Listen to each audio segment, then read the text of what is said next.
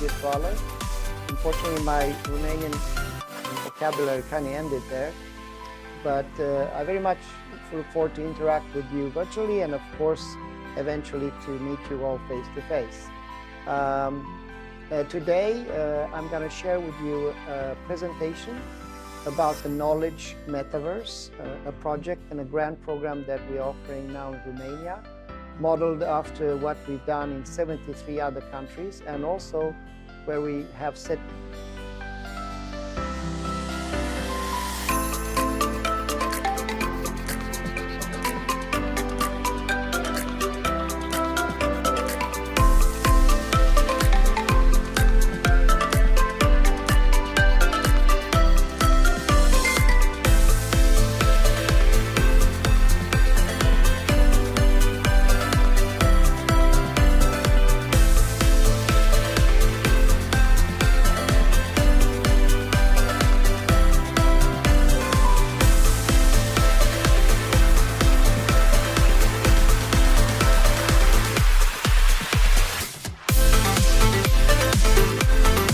Could you please help me with my laptop?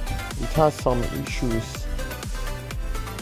So this is the enter key, doesn't seem to work fine.